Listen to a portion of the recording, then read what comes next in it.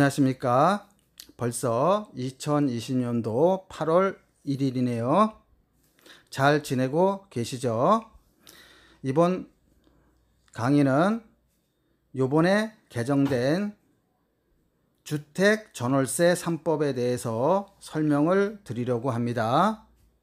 설명 방식은 집주인 입장에서의 방법과 그 다음에 끝에는 세입자 방법에서 세입자 입장에서의 그 대처 방법을 설명을 드리려고 해요. 먼저 지금 아파트를 사면은 상투에서 잡는다, 이거를 강의를 드렸죠. 그거 너무 장황하게 설명을 했는데요. 2008년도에 송파 15,000세대 30평대 아파트가 2008년부터 2013년 5년 동안 1억에서 왔다 갔다 했어요. 그때는 재개발 재건축이 많이 됐기 때문에 사야 된 데는 그런 급박함이 없었겠죠. 그 다음에 이명박 대통령 이후로 박근혜 대통령 시대가 왔죠. 그러면 그 같은 30평대 15,000세대가 약 4년 동안 한 2억 정도가 왔다 갔다 했습니다. 그 다음에 이제 문재인 정부에 들어섰죠. 그래서 문재인 정부 최근 3년 차에 있어서 같은 아파트 30평대가 약 한 7, 8억, 많으면 9억까지 올랐습니다. 그게 먼저 동영상 강의예요. 그럼 이 가격은 계속 올라갈 것인가, 올라가면 언제까지 올라갈 것인가, 이거를 대처하기 위해서 설명한 강의니 한번 길지만 꼭 들어보시기 바랍니다. 자, 임대차 3법은 언제 시행되나요? 이렇게 보니까 이미 시행을 했죠.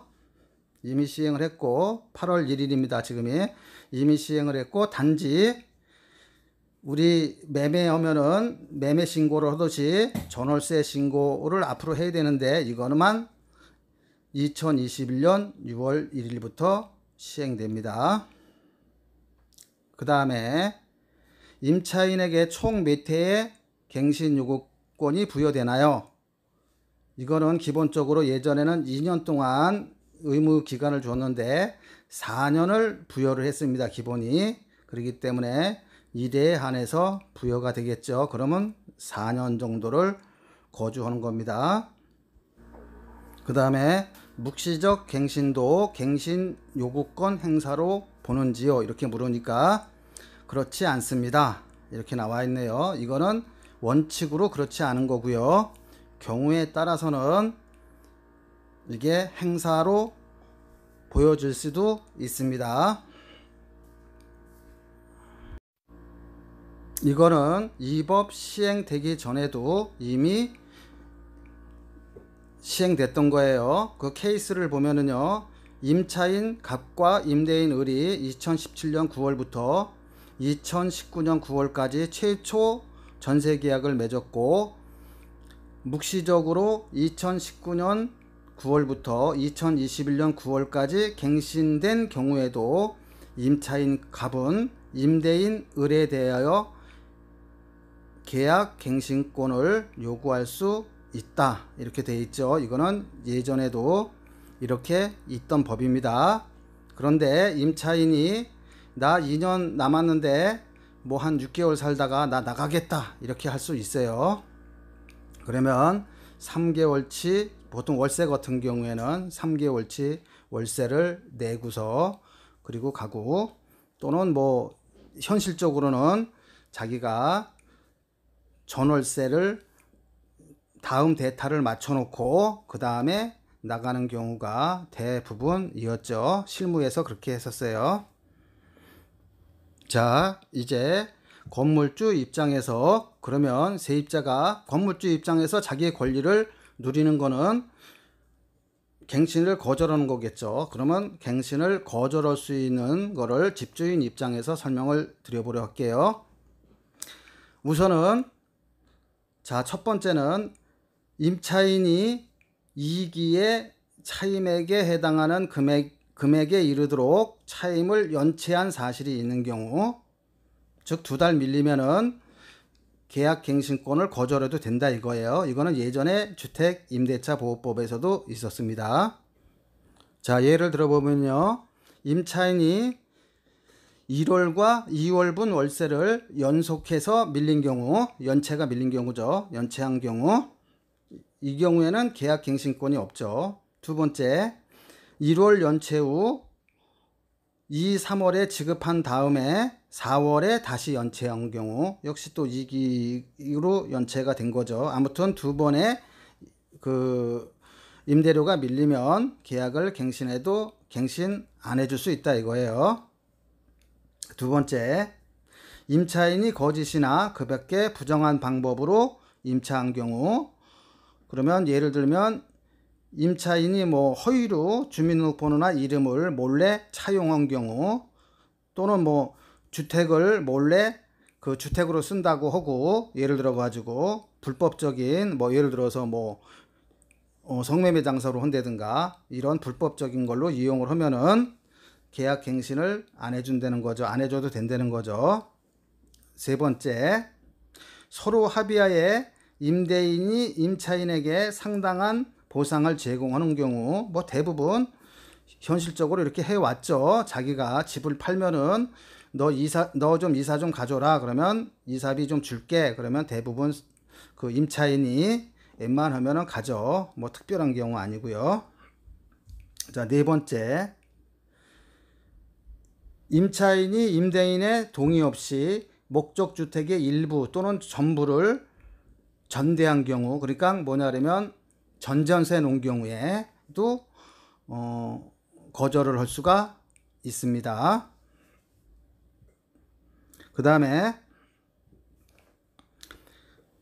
자, 네 번째는요.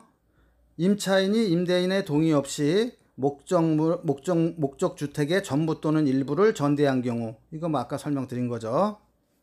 그 다음에 다섯 번째, 임차인이 임차한 주택의 전부 또는 일부를 고의나 중대한 과실로 파손한 경우, 이건 뭐 당연하겠죠.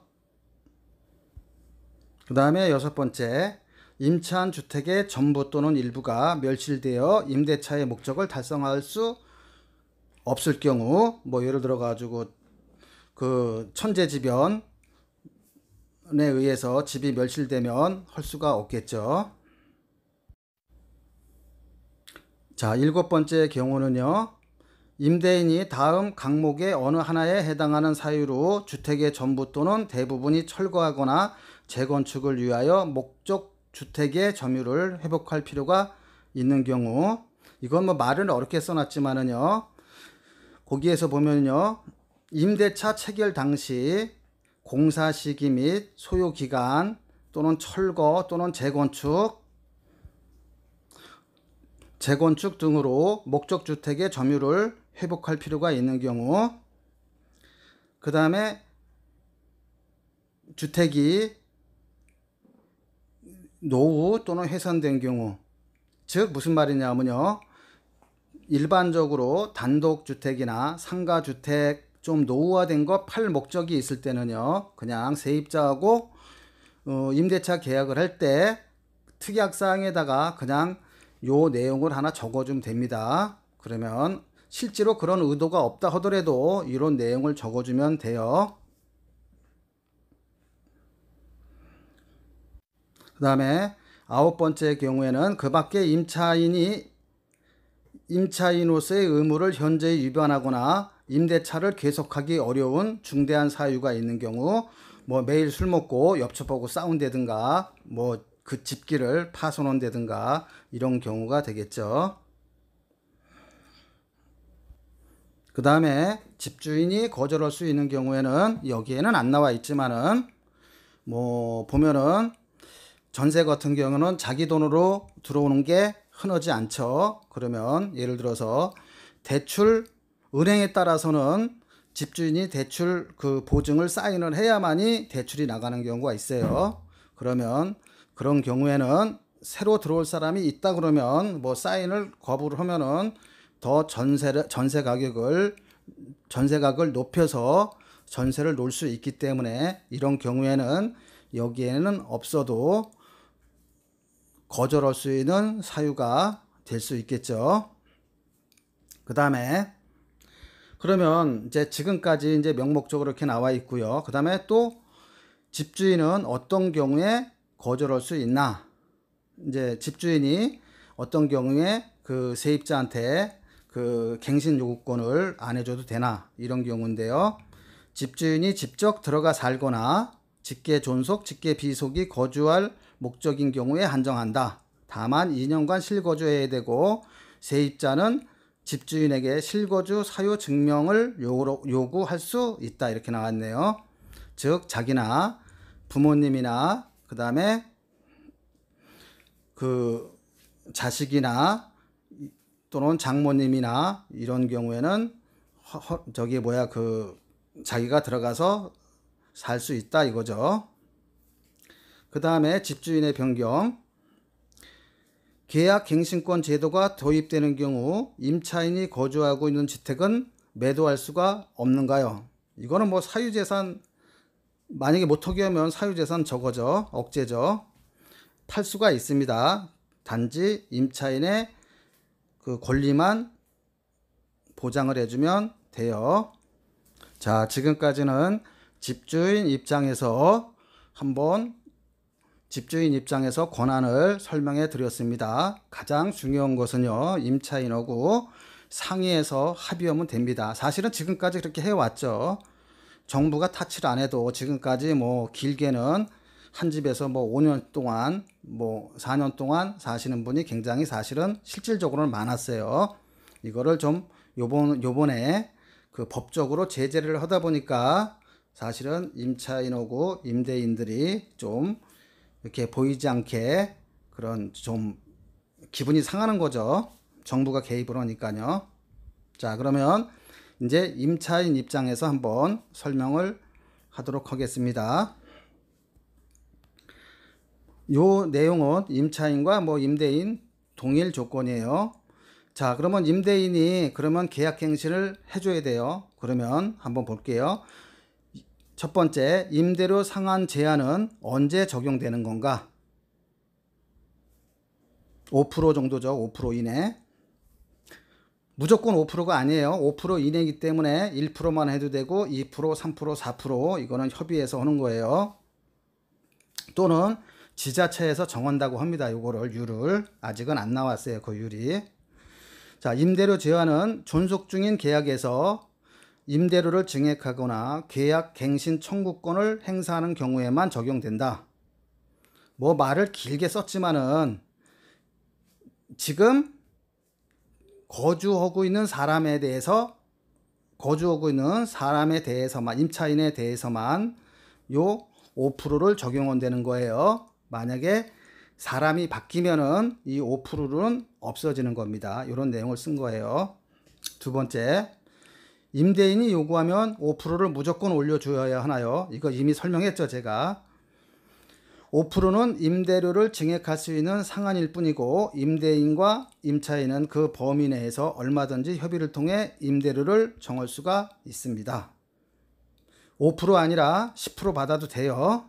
그런데 10% 받고서 임차인이 가만히 있으면 괜찮아요. 그런데 나중에 기분이 나빠서 어느 날 따지고 오면은 5% 이상은 반환을 해줘야 됩니다.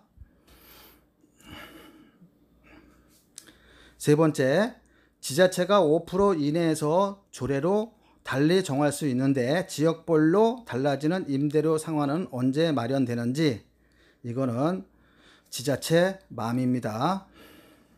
지자체가 별도로 정하겠죠. 아마도 뭐 5%니까 그 이하로 정하겠죠. 왜냐하면 집주인보다는 임차인이 많을 테니까는요. 만약 규정을 안 하면 5%로 한대요. 네 번째, 계약 갱신 청구권 행사 시 전세에서 월세 전환이 가능한지 뭐 당연히 되겠죠. 근데 일정 조건에서만 됩니다. 한번 보도록 할게요. 자, 원칙입니다. 원칙은 안 돼요예요. 그냥 전세로 다닌 사람은 전세 이렇게 사는 거예요. 그러니까 불이익 금지죠. 그러니까 불이익 되는 그 계약은 금지한다 이거야. 한번 읽어볼게요. 개정 법률상 갱신되는 임대차는 전 임대차와 동일한 조건으로 다시 계약된 것으로 보므로 전세에서 월세 전환은 임차인이 동의 없는 한 곤란하다. 이렇게 한 거죠. 원칙은 안 되는데 임차인이 동의하면 된다는 거예요. 그럼 당연하겠죠. 그거는. 두 번째, 다만 동의에 의해 전환되는 경우에도 주택 임대차 보호법에 따른 법정 전환율이 적용된다. 이렇게 나와 있습니다. 그러니까 일정 조건에 의해서만 그 전세를 반전세나 월세로 돌릴 수 있다는 거예요. 월세의 경우에는 5%의 상한선이 있었죠. 그런데 전세에서 월세, 즉 반전세나 아니면 월세로 전환할 경우에는 그거보다 조금 까다로운 조건이 적용이 됩니다. 자, 그 조건은요, 보증금의 전부 또는 일부를 월 단위 차임으로 전환하는 경우에는 10%와 기준금리 현 0.5%래요. 기준금리가. 거기에다가 플러스 3.5% 중 낮은 비율을 적용을 해요. 그러니까 세입자한테 그 유리하게 적용을 한 거죠. 이게 무슨 말이냐면요. 뭐 전세 예를 들어서 뭐 한 5억에 살고 있는 사람한테 나 반전세로 해주세요. 이랬을 경우에는 그러면 그 반전세로 하면서 월세를 받잖아요. 월세를 받으니까 거기에 대한 그 기준을 제시를 해준 건데요. 그 연 10%와 그 다음에 0.5하고 3.5면 4%겠죠. 그중 낮은 금액이니까 거의 뭐 청천벽력할 그런 경제 조건이 경제 상황이 변동이 되지 않는 이상은 그냥 4% 선에서 결정이 되면 될 것 같습니다. 먼저는 5%까지였어 상한선이. 자, 그러면 내가 요거를 설명을 할까 말까 하다가 이거 설명해주는 동영상이나 뭐 저기 그 신문 기사는 없더라고요. 계산 내역을. 제가 그냥 간단하게만 한번 해볼 테니까 한번 뭐 이해가 되면 이해가 되는 대로, 안 되면은 그냥 안 되는 대로 이렇게 들어보세요. 자, 전세 5억에 살고 있었습니다. 그런데 전세 사는 사람이 한 2억 원을 뭐 사업자금으로 쓰려고 하나 봐요. 그러니까 세입자가 이렇게 얘기했어요. 자, 나는 보증금 3억만 걸고 나머지는 그냥 월세로 내면 되겠다. 그러면 예전 같으면 그래? 그러면 뭐 돈이 있으면 집주인은 땡큐죠. 그래? 그러면 뭐 2억을 빼주는 거잖아요. 그럼 예전 같으면 뭐 100만 원 내라. 이렇게 할 수가 있겠죠. 뭐 100만 원 내라. 아니면 150 내라. 아니면 뭐 서로 동의해서 막 80만 원 내라. 이렇게 할 수가 있을 것입니다. 자, 첫 번째는요. 5억 전세 살고 있는 사람한테 2억을 뺀 거죠. 빼주면서 이제 월세를 받아야 되는데 얼마냐 하면은요. 첫 번째는 10%래요. 그러면 2억에 10%면 2천만 원이죠. 그럼 2천만 원에 1년을 기준으로 하면은 요거 계산하면은요. 2천만 원 나누기 12. 그러면 한 달에 166만 원 이렇게 나오죠. 당연히 5% 이상 초과되는 거죠. 10%니까. 그 다음에 두 번째는 어떻게 되면 기준금리 0.5%고 3.5% 중 작은 금액을 적용한다 그랬으니까 4%라 그랬죠. 요거는 변동이 됩니다. 기준금리에 따라서. 기준금리 플러스 3.5니까 기준금리가 높아지면 4%보다 높아질 수도 있겠죠. 아마 그래서 기준금리가 변경이 되기 때문에 여기서는 기준금리 플러스 3.5라고 했습니다. 그래서 기준금리가 뭐 예를 들어가지고 한 4% 한다 그러면 7.5%까지 되는 거죠. 현재는 0.5%입니다. 그러면 4%로 잡으면요. 2억에 대해서 곱하기 4% 나누기 12. 그러면 한 달에 66만 6,666원 이렇게 나옵니다. 그래서 아마 예시에서는 67만 원 이렇게 적어 놓은 것 같아요. 자, 이거는 예시를 가지고 제가 요거는 계산을 해 놓은 거기 때문에 좀 더 자세한 예시가 나오면은 그거는 확인할 수가 있겠죠. 지금 요 예시로 봤을 때는 요렇게 계산이 예상이 됩니다. 그러니까 정리를 해 드릴게요. 이거 굉장히 많은데 이거 계산을 해주는 거는 설명해 주는 데가 없어요. 반전세인 경우에는 어떻게 한다고요? 줄어든 보증금만큼에 대해서 약 4% 정도, 연 4%에 연 4% 정도를 한도로 한다. 이렇게 생각하면 되겠어요. 가장 큰 거는 5%를 못 넘죠. 아까 그 기본이 월세 그 할증률을 5% 이상 못 올리게 했으니까 요거는 아마 그 현 기준금리가 워낙 낮다 보니까 이게 4% 정도로 예상이 된 것입니다. 그래서 혹시라도 그 집주인들은 반전세를 월세로 돌리고자 하시는 분들은 요렇게 계산을 하면 될 것 같아요. 연한 4% 정도로. 그 다음에 아까도 말씀드렸다시피 가장 중요한 건 합의예요. 합의. 뭐 4% 아니라 8% 줘도 돼요. 세입자가 원하면은.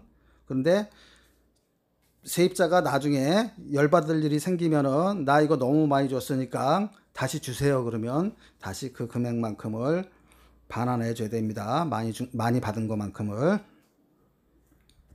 자, 이제 다음으로 넘어갈게요.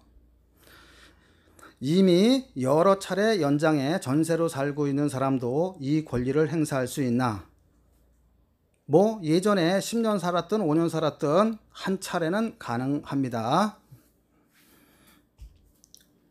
가능하다. 계약 갱신 청구권은 법 시행 이전부터 전월세를 살고 있는 세입자에게도 소급 적용된다. 이전에 몇 번 계약을 갱신했는지 상관없이 법 규정에 따라 계약 갱신 청구권을 한 차례 사용할 수 있다. 이렇게 나와 있는데요. 아마도 제가 봤을 때 이거 세입자하고 임대인하고 아마 열받아서 싸우는 사람 있을 거예요. 그러면 열받아서 싸우면 어디 가겠어요? 우리나라 좋아하는 거 법으로 가겠죠. 법으로 가면은 유연 신청을 내면 아마 유연 신청 받아줄 확률이 굉장히 클 겁니다. 그렇지만 뭐 법보다도 이렇게 임차인과 임대인이 서로 그 합의해 가지고 하면 되겠죠. 그 다음에 예시는요. 올해 10월 1일 전세 계약이 끝난대요. 이미 집주인은 재계약을 하지 않겠다고 말했대요. 이 경우에도 계약 연장이 가능한지요? 물어봤어요. 법 시행일을 기준으로 기존 계약이 1개월 이상 남았으면 연장 요구를 할 수 있습니다. 세입자는 계약 만료 1개월 전까지 계약을 연장하자고 집주인에게 통보하면 되기 때문에 집주인은 특별한 사유 없이 세입자의 요구를 거부할 수 없고 전세금도 10% 올려주기로 했어도 뭐 20% 올려주기로 했어도 세입자가 주장을 하면은 안 하면 괜찮은데요. 주장을 하면 5% 이내에서만 올려야 합니다. 아까도 말씀드렸다시피 더 받는 금액은 협의해서 더 받는 금액은 관계가 없으나 임차인이 클레임을 걸면 반환해 줘야 됩니다. 여기서는 예시는 10월 1일인데 내년 뭐 3월 전세 계약이 끝나도 마찬가지입니다. 그냥 1개월 이상 살고 있던 임차인이 1개월 전에만 나 다시 계약할게요. 그러면 법 적용이 되는 거예요.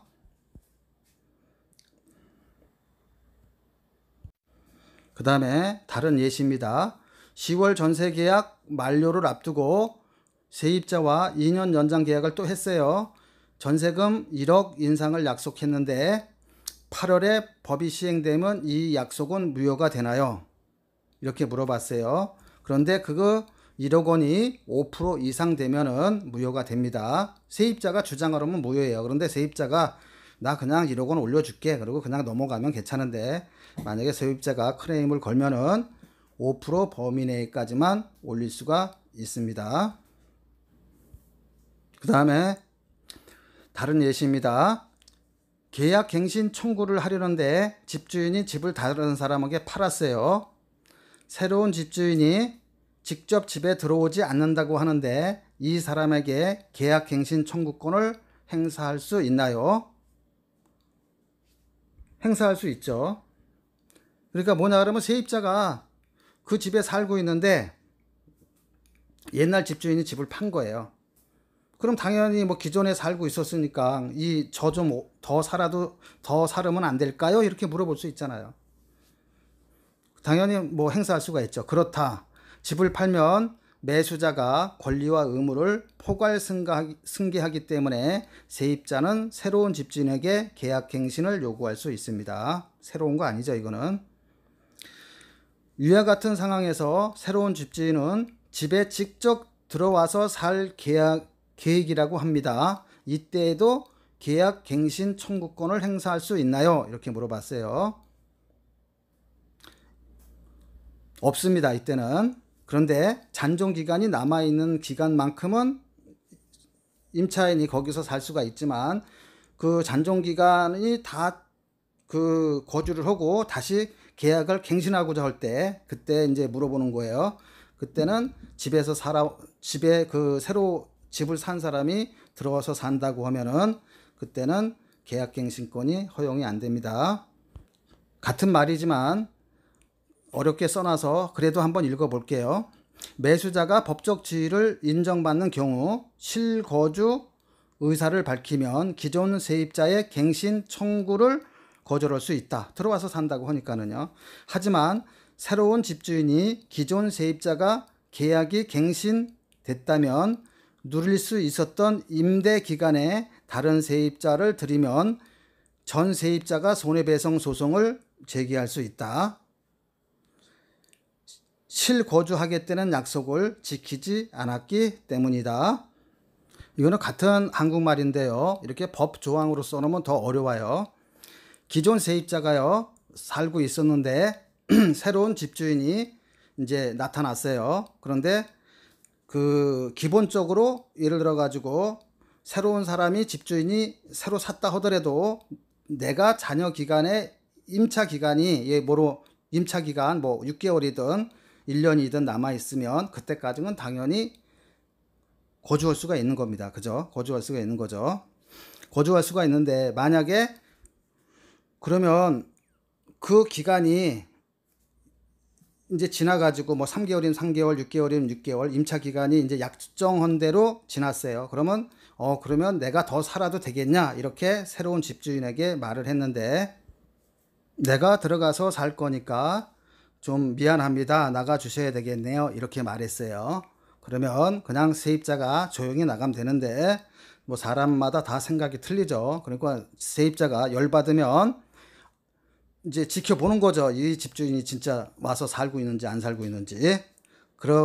이제 그렇게 지켜보다가 진짜 안 산다.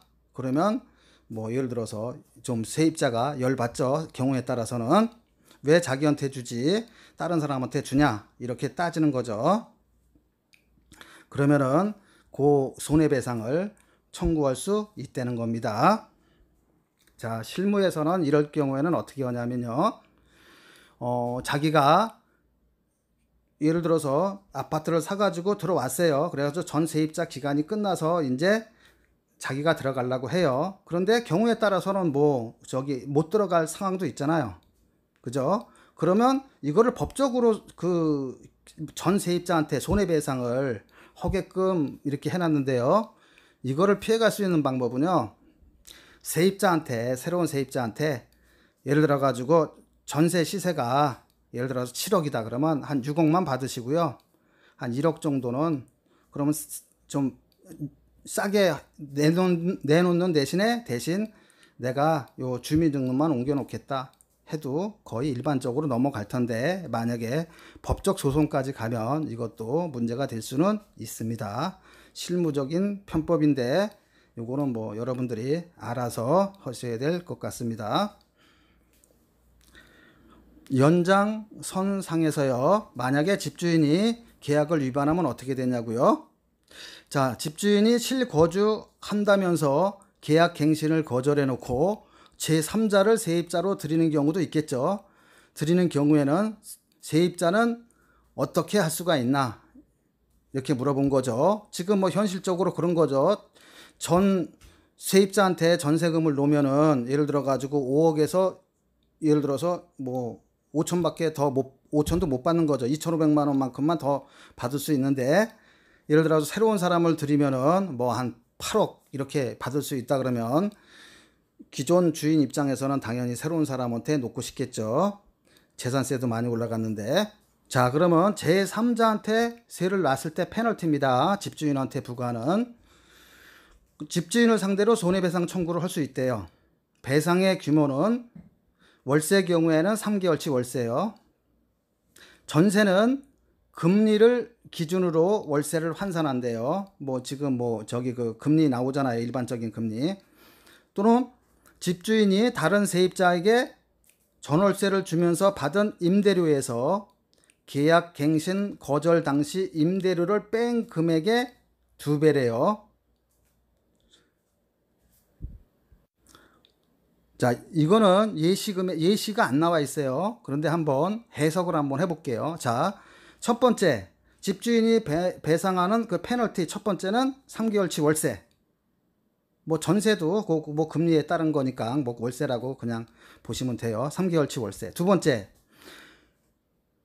새로운 집주인이 아니라 새로운 세입자한테 예를 들어 가지고 100만 원을 받았어요. 그런데 전 세입자한테 받은 금액은 예전에는 얼마였냐면 80만 원이었어요. 그러면 한 달에 얼마예요? 20만 원만큼 더 받은 거죠. 그러면 제가 해석하는 겁니다. 이건 정답이 아니라 20만 원어치 12개월이면 240만 원이겠네요. 그러면 240만 원에 2배네요. 그죠? 그러면 480만 원.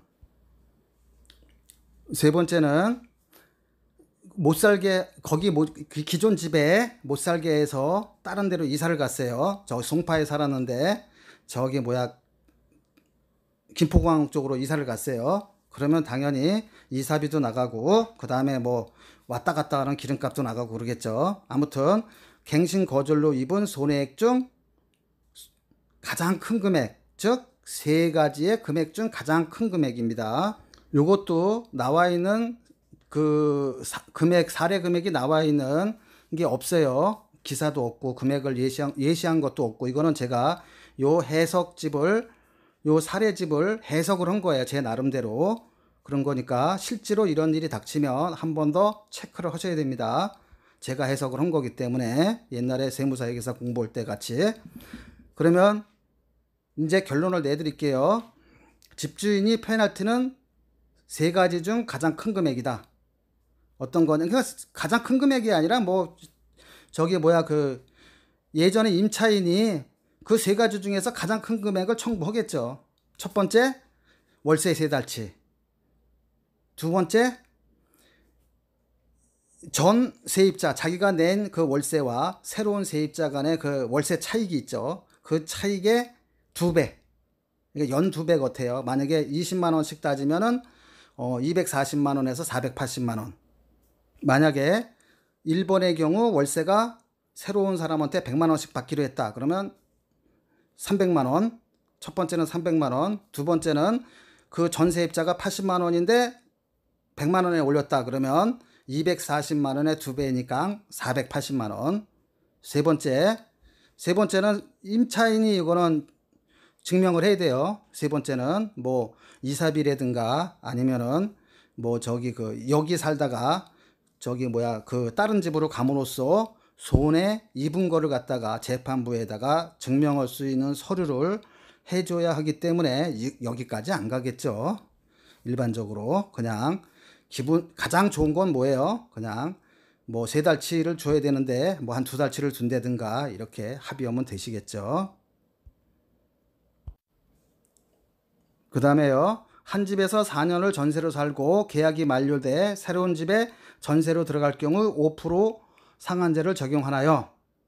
당연히 아니죠. 이건 뭡니까? 김포공항에서 30평짜리 예를 들어서 5억 전세에 살다가 저기 송파로 가가지고 나 5억에서 5%만 올려줄게. 이거랑 똑같습니다. 당연히 이게 송파에 가면은 예를 들어 전세 가격이 9억이다. 그러면 9억을 내야지 종전 전세가를 주장할 수 없다는 얘기입니다.